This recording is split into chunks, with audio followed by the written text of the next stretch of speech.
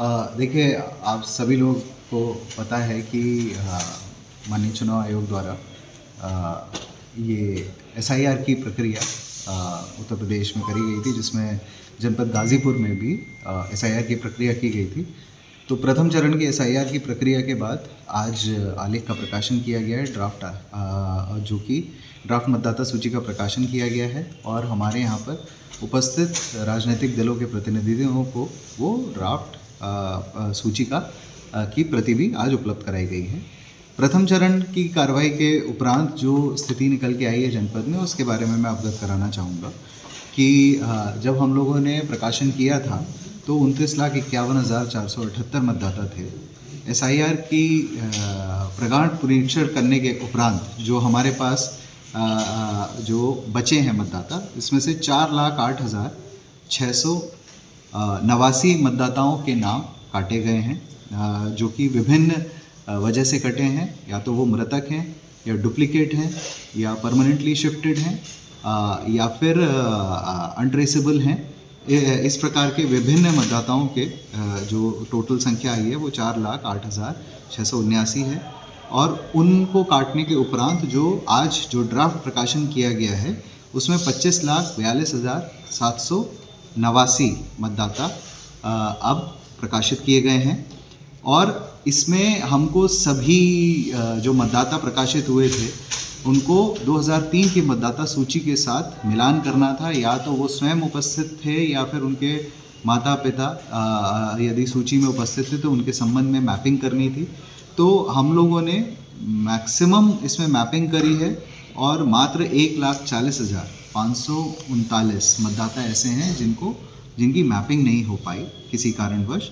तो उनको अब हम लोग ये जो द्वितीय चरण शुरू हो रहा है उसमें नोटिस इशू करेंगे और 13 ऐसे डॉक्यूमेंट्स हैं जिसका वो आधार बनाते हुए वो अपना आपत्ति प्रस्तुत कर सकते हैं कि उनका नाम नहीं काटा जाए। तो ड्राफ्ट में इनके नाम प्रकाशित हुए हैं, परंतु नोटिस के उपरांत यदि वो अपना संतोषजनक जवाब नहीं दे पाएंगे तो उनके नाम काटे जाएंगे।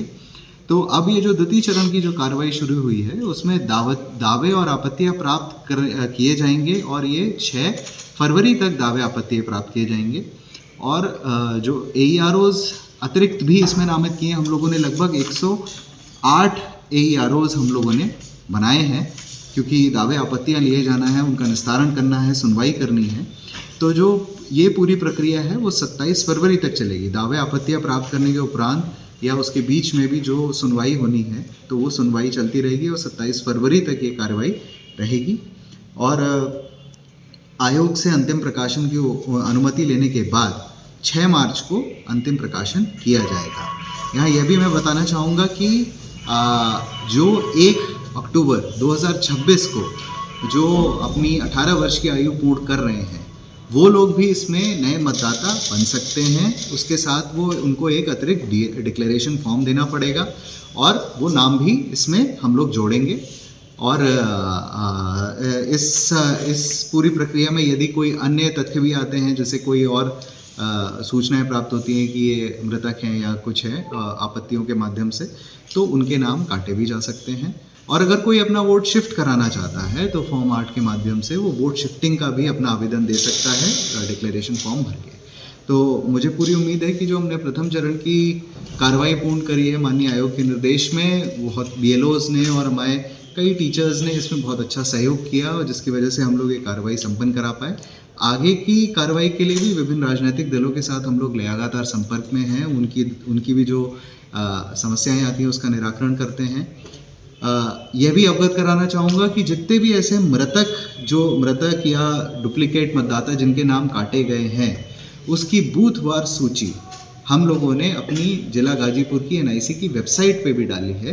तो यदि किसी का नाम कटा है और अगर उसको लगता है कि मेरा नाम गलत कटा है तो वो उस वेबसाइट से अपनी सूची प्राप्त करके अपना नाम देखते हुए वो उसमें दावे आपत्तियां दे सकता है और उसमें हम लोग सुनवाई के उपरांत निर्णय ले लेंगे।